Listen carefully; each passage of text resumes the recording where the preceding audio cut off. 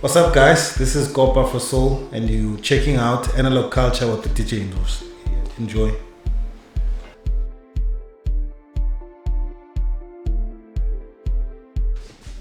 Welcome everybody to another segment, the Analog Culture. My name is DJ Ndo-C, and today I've got Mr. L. It's Lungel, right? Why? Lungel. Lungela, Lunga. Lunga. But formerly known or known as Kop Afro Soul. Yeah. Malume, welcome to the show. Been trying to get you on the show for some time now. Yeah.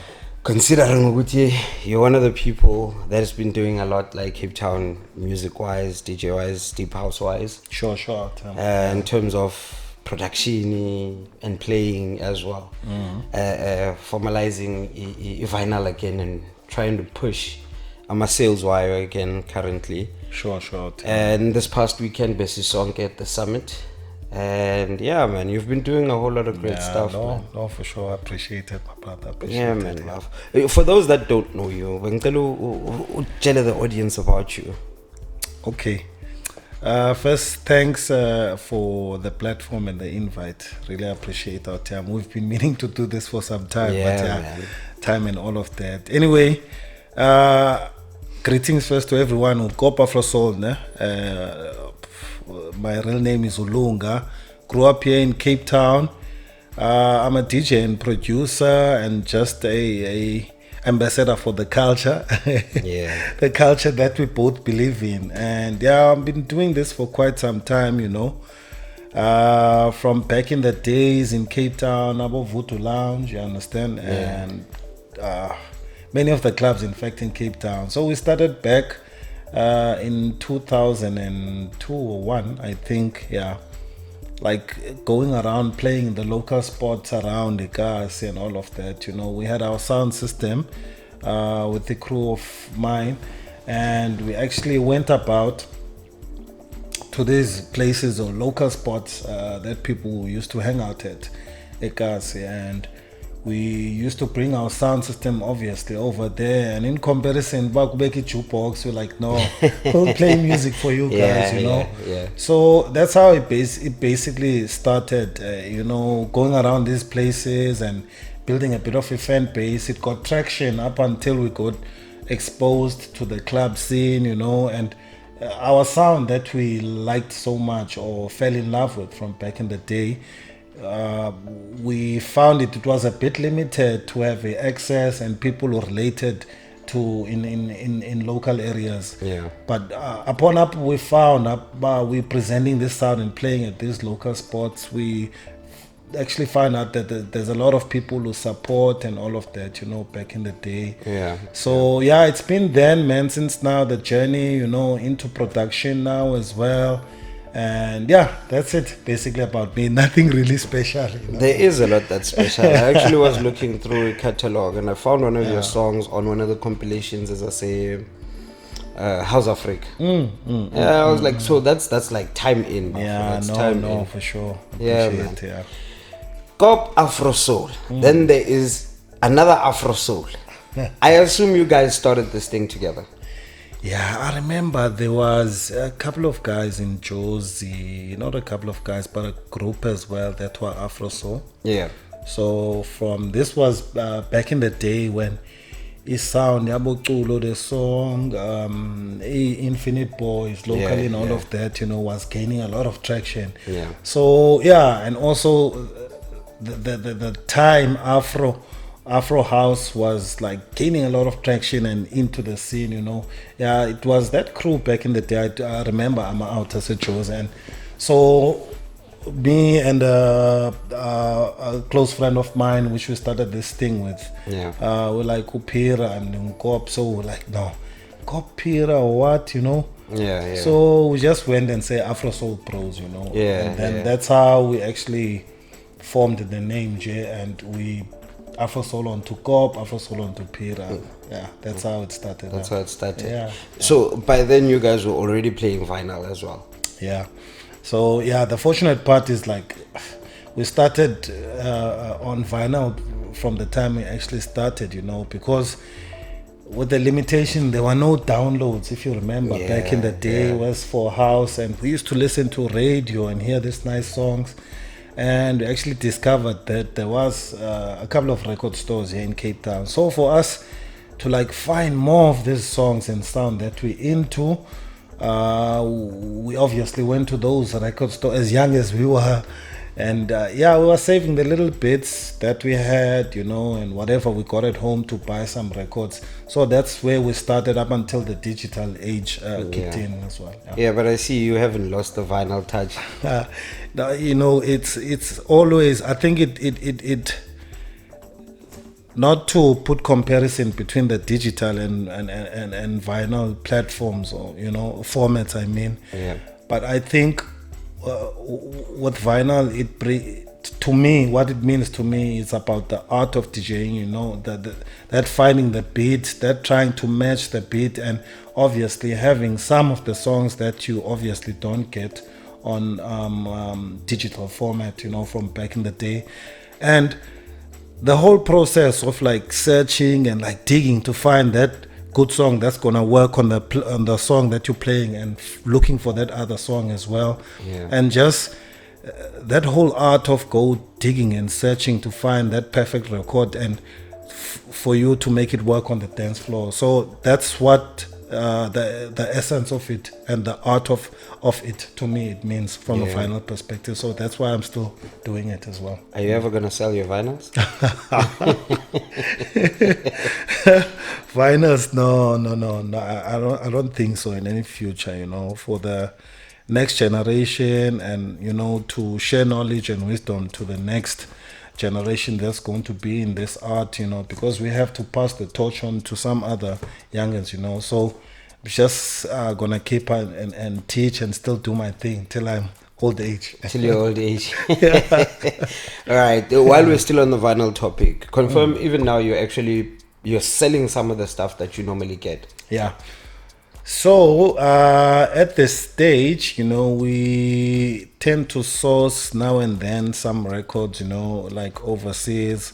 It's something that I'm like have a long-term vision, to have some sessions, etc., and to bring people together and vinyl lovers. So we tend to import some of the records like from overseas, etc., and get some dope local stuff that we actually sell. So I've got something Den of Gem online record store that I run on the side as well. No, I've checked that out. I'm actually looking for something there by your store. No, for sure. It's a good thing you're here. Looking at the club scene back then, while you were starting out, and looking at it now, what has changed for it? It's quite a difficult one, because we've still been doing the same thing, but I think, in my opinion, in terms of what has changed, with what trends musically lately, and what people tend to like, or it's on high circulation, etc., on radio, there's people who tend to go out for clubbing for those purposes, And in my opinion, again, I think there's fewer people who tend to, like, from a club scene perspective, go out for the purpose of enjoying the scene or the energy of the night, in terms of the DJ playing and all of that, and just discovering nice new and unknown music. Because from the time I used to club back then compared to now, I used to go for the energy around and just to enjoy what's the new music, coming out, dance for fillers, etc. But again, I might look at it from a DJ perspective, but not from a person who's just attending the event to enjoy the event itself. But I find like now, there's too much of this social life, and people don't tend to really go out to like hear what's new, etc., and all of that musically, because you need to remember, I look at and used to go to the club for the scene and just the energy and the music perspective of things, so not all the social status and all of that. So there's a lot of social pressure, I think so now, But I think that's the gap or the difference between compared to back in the day and now, with the club scene and just enjoyment as a whole, Yeah. Did you enjoy your set past Saturday? Saturday, it was dope, it was dope. So, we had the conference earlier on, it was a bit of an informative session about the music industry, dance music in particular industry, in general, and just sharing some insight, with the legends, just to understand a bit how does the music business work, etc., from eventing and to how the technicalities of DJ. Aside from that, the after party, which we had the legends as well, it was so nice, and it brought back so much memories, just bringing all the good guys all together in one place. So it was nice. The after party was on another level. I just have to say, man, it was kind of interesting seeing all of you guys, like having to drop.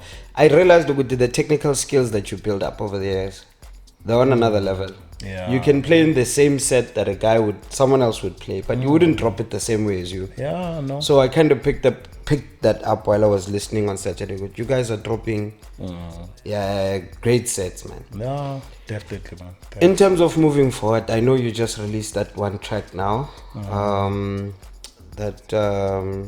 Body calling. Body calling. It was actually a bootleg. Yeah. Did you clear that?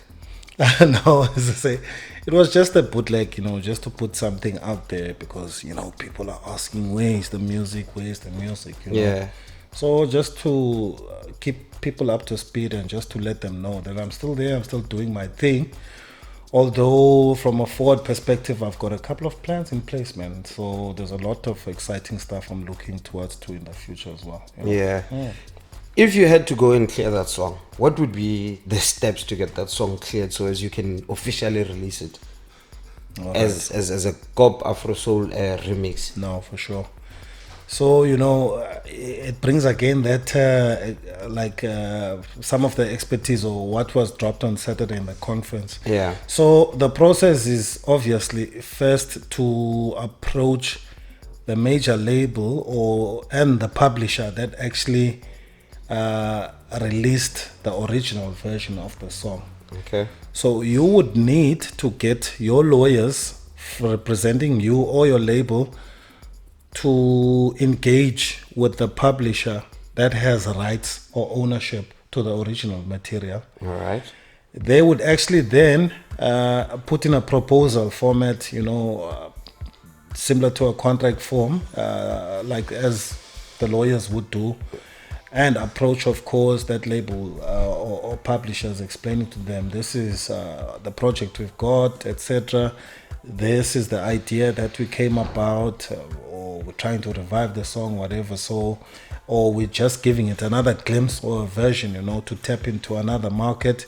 So if they would approve, and then we would then get a contract back from the original publisher or label, agreeing to that, or them reverting back with contractual terms as to what do they agree under, with royalty split, etc., and all of that. Yeah. So that would be the process, and it's what the way I did it, although I sampled a bit there, it's obviously not the right way, but that would be the proper way to go about doing it, and then after approval, of course, then you would put it out, up to the masses. All right. Are we looking at an album or an EP next?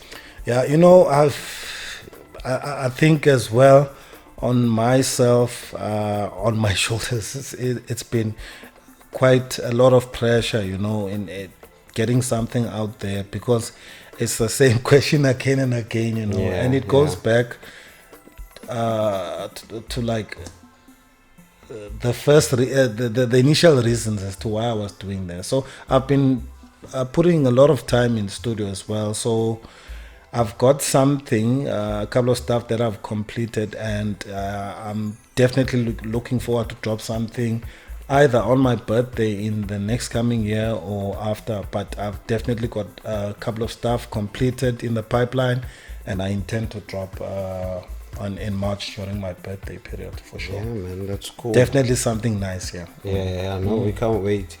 I heard Christos say you guys have known each other for over 15 years. Yeah. It's actually true, come to think of it, you know.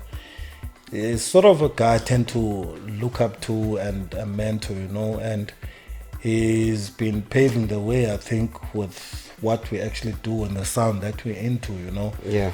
And I've been fortunate, you know, to be surrounded and, you know, have some of the engagements with these legends, you know, and them appreciating what I do as well, you know. So it's been quite some time. So every now and then, with a couple of projects that I have, send it out to him, and when he's got a project coming up, of course, he would tend to license some of my songs as well. So our relationship goes back far, to that extent. Yeah. That's very nice. That's very nice. And the deep soul sensation thing they're doing is very beautiful. It's proper. It's proper, you know.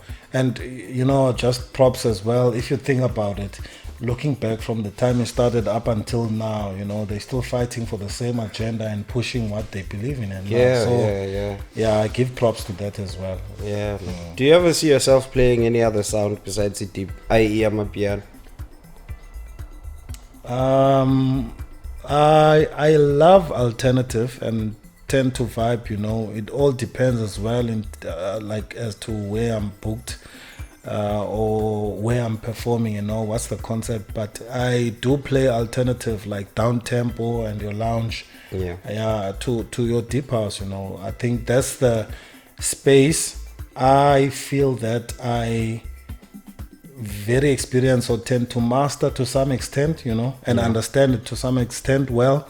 So that's where I tend to play around and where I'm comfortable to express myself in a much better way in that space. So that's where I'll keep it, you know. Yeah. So earlier on we were discussing how much is I'm going to refer to Cape Town because that's where we are. Accessibility to the music being played on radio, accessibility to the music being played on TV. Why I'm saying TV, I asked this from Kid Funk on Saturday. Why isn't there more videos as a deep house songs, particularly the ones with a lot of vocals? And his answer was, making a video is quite expensive. Like it's expensive to a point and then maybe the returns might not be as strong. So they try and refrain from making a lot of videos unless they know for a fact this one is going to take off. It's best to do a video of you at home on your phone, post it on YouTube to try and get rotation, you know. But the one side of it is also you got a lot of artists performing. Now I'm sure you've used a whole lot of singers, which if there was a video of it in circulating a space in this my channel Oganj, wouldn't that create more circulation of a deep house, in your opinion now? Good question, man, Ndo-C, and good perspective generally. Look, I think I'm a very optimistic person when it comes to just generally everything, you know. Yeah. Look, I think with the current era, you know, and the digital space, accessibility, these social platforms, I think there's a lot we can do. Yeah. With what we're doing. I mean, with the sound, there's a lot we could do. There's low budget videos. You can even go as far when it comes to a video, getting some sort of animation, you know, done for that video, just to get it out there. But something obviously not only about the sound, that will be interesting visually for you to watch as well. You know. So I think there's a lot when we can do. There's a lot of platforms out there now that are supporting our sound, and there's a lot of artists who are doing dope stuff, you know, locally, here in Western Cape. I'll refer to Western Cape, you know, in terms of the scene and what's currently happening. So I think to shift the culture forward, there's a lot. We need to just invest in music videos, get our music onto advertisement, onto local programs that are on TV, you know, on Mzansi Magics and all of that. get accessibility to that, you know, socially. You need to continue being consistent and exploit all avenues to get the sound and culture forward. So we need to not limit ourselves to only if your song is not on radio, so things are going to be stuck for you. Let's create our own platforms. Let's go and push other avenues and platforms that are existing there, and like be creative, because I think in this day and age, being just a DJ only, you know, not that it doesn't cut it, but we need to do much more to shift our culture and sound forward, you know. Check other avenues, other platforms. What can you do? You can get merchandise, music on. There's a lot. I think there's a lot you can do. It's all about something, a person like having ideas and thinking what you can actually do and exploiting all avenues that are in front of you. And I believe since you guys have been doing this for quite some time now, I mean, obviously anyone coming into the industry and into the game would be looking into what is happening up front, what is new, what is in space, and trying to push to chase to that ideology. No, for sure, man. How easy is it for you to promote some of your stuff on radio here in Cape Town? Quite an interesting one, you know. Look, I think again, you need to be considerate in terms of firstly going on to that particular radio station. What type of sound do they do, and what type of music generally do they cater for, or is on rotation over there, or is playing throughout the shows, you know?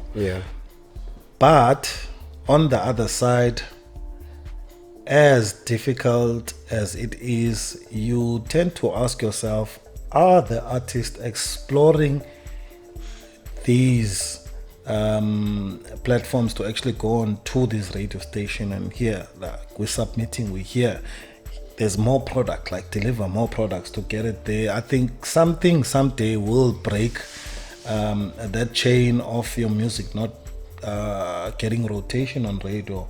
But we need to be just consistent push on all these radio stations, get your songs registered, make radio versions, because that's something that we tend to forget as producers. Radio versions, you know, you need to have a radio version for it to be played, so it can able to like have the whole like theme of the song just quickly in a shorter version.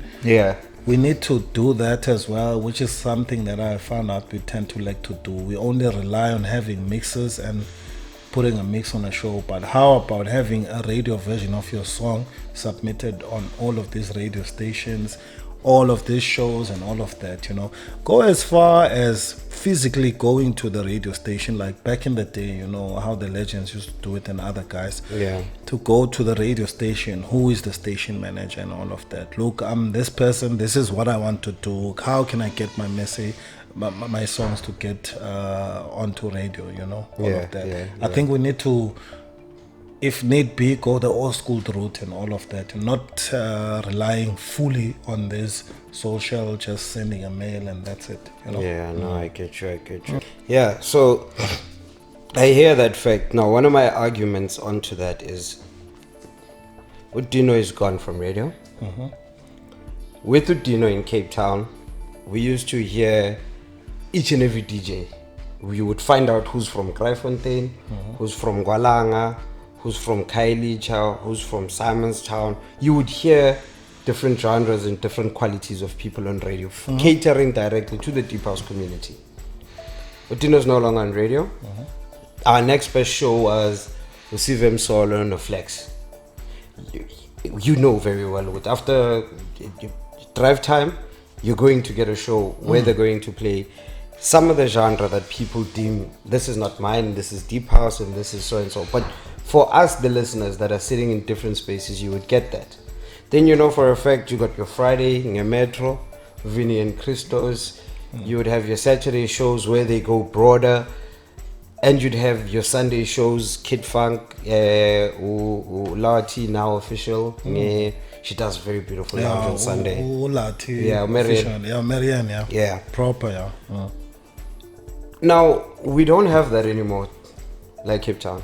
We don't. You generally, if you want to hear like 3-hour show on good music, you'd have to either listen to something on YouTube.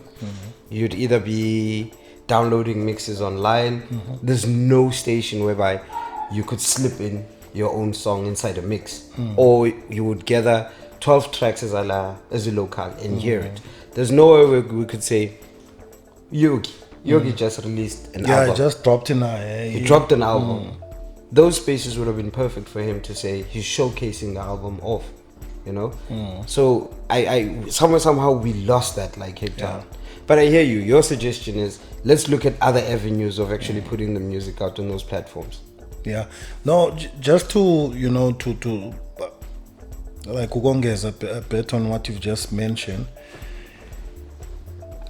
I think everything is changing. The world is revolving, like it's changing every day. There's something new. There's a new avenue. There's a new platform. There's a new way of doing things. Yeah, we need to not stick to the only traditional ways of doing things as to get your product out there. You need to go this route only. I believe we need to not to look at things from that perspective. Yeah. As I mentioned, times are changing. We need to create like our own spaces whereby we are able to populate and put out all the material that is there. I think you're doing a great thing as well, not with the analog culture, but what you usually host the chants and like push the sound and all of that. Yeah, it's growing because a lot of people like they will follow and want to interact with some of the guys that you actually call they were doing this thing. Yeah. That's another platform on its own. It's something that can grow to like unimaginable heights. Yeah. Now imagine if Uyoki, as you mentioned, for example, was doing the same thing whereby we rotate, we come support you in that particular weekend, and the next weekend we come support this other movement. Yeah. Then us only relying on the traditional platforms to get our material out there. You understand? Yeah, I get but you. if we look at it on another perspective whereby we create our platforms for us to showcase what to, eventually as time goes, anything.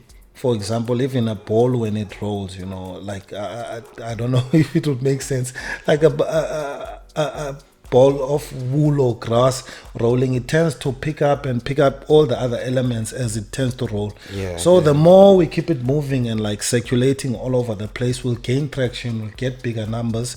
We'll eventually tap into other platforms and avenues where we'll pick up numbers and traction and attract the majority of the people who want to support the culture and the movement. And with the artist thinking of other ways, not only just releasing music out there. It was a brilliant, since we mentioned Yogi, it was a brilliant concept of him not only getting his songs out digitally, but having a physical USB that he would go around on tours, sell that physically. That's how we explore other platforms to grow the culture and just to keep traction going on. So that's my perspective and opinion, I think, of things generally. For a guy like you that's played each and every event, like Cape Town, what are you still looking forward to? In essence, which other event are you still looking forward to dropping a great set?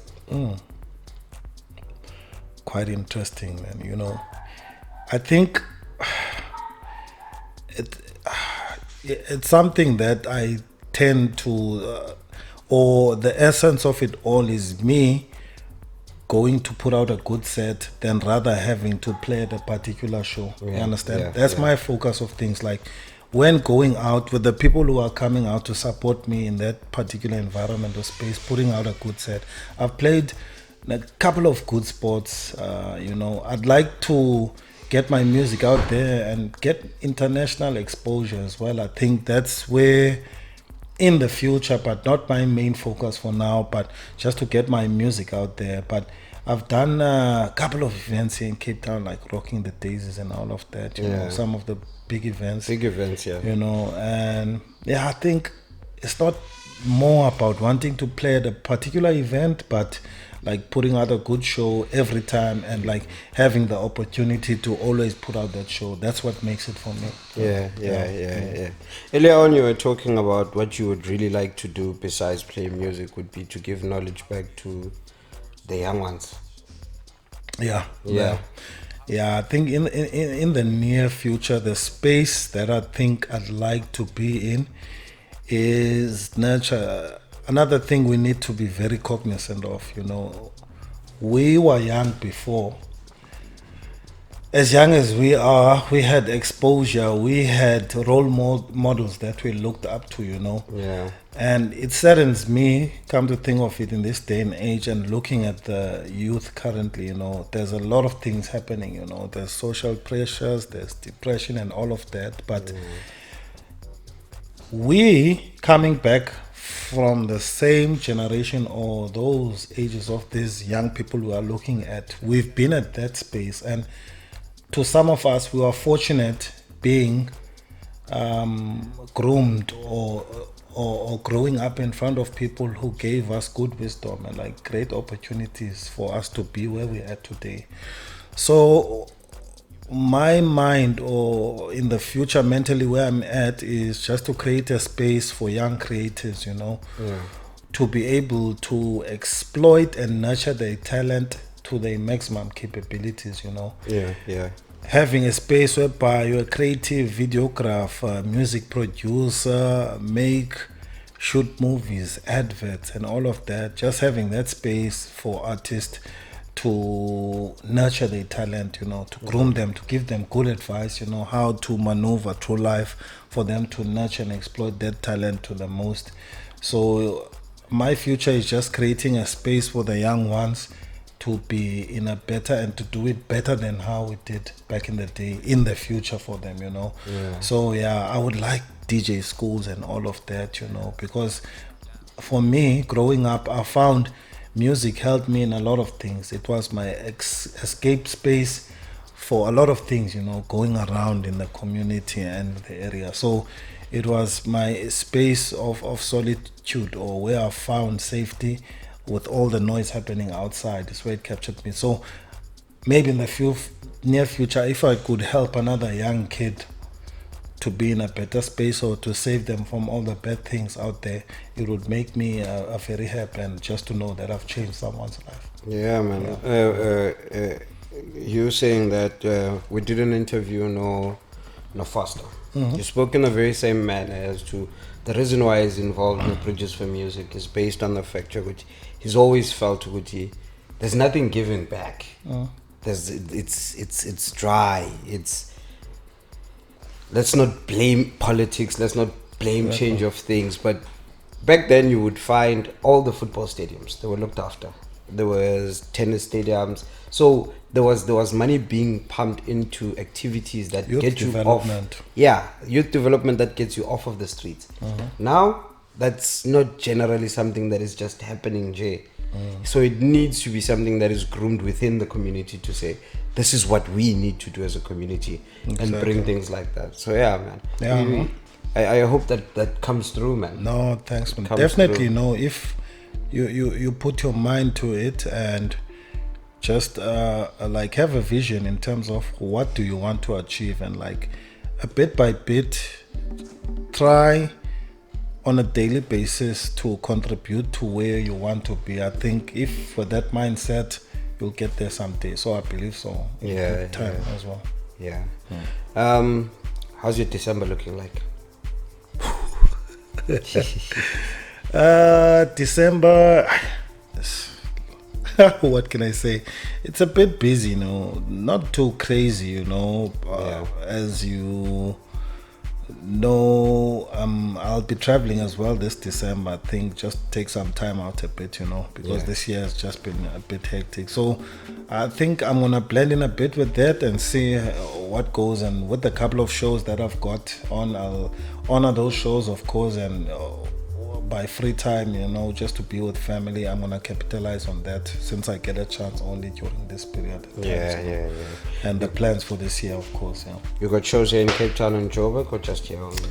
Local shows for now, nothing outside. I'm gonna do a bit of Eastern Cape as well, so I think I've got a couple of stuff over there. It will be between Western Cape and here Cape Town. How's the scene that side? Yeah, you know. I know Agent Lungas is pushing a lot that side. PE, there's dudes that are pushing there as well. PE, I'm out at Black Impala, Ayas, Vito in PE as well. I know a couple of guys that are pushing. Even East London, there's a lot of guys who are doing well. SVG, there's a lot of guys. I know. I know. When we get an opportunity, we must just hit those spaces and go see. No, for check sure. out the vibe that side. For sure. Right. Where do we find you? Where do we find your lineup? Where do we find your merchandise? Where do we find the vinyl records you're selling? Thanks for that. Okay, first, with regards to anyone just interested more on just the record stuff and just to actually see what we've got in store, etc., it's Den of Gem, as a DEN of GEM online record store. So you'll get all our details out there with regards to the record store and what we've got in stock and what we actually sell over there, you know. And then anything just to connect with me on all platforms, social media, it's Kop Afro Soul, you know. Instagram is just Kop Afro Soul, and Twitter just one word together. So anything to connect, to book with me, it's over there. Email info@kopafrosoul.co.za. That's where you can get in touch with me. Thank you very much, Bootty, for coming through to my show. Appreciate I'm waiting for your release. As soon as your release comes out, I'd really like to sit down and let's have a listening session of it, and jam to it. Definitely, man. I'll appreciate that as well. Other than that, catch up Kop Afro Soul and Analogue Culture when he comes back from his holidays. We should have him in January sometime. Definitely, my spin some records and have some fun. Definitely, my brother. Looking forward to it. And thanks for the platform and just bring me out here as well. Thank you very much, brother. Out here. My name is DJ Ndo-C on Analogue Culture #PA. Woo!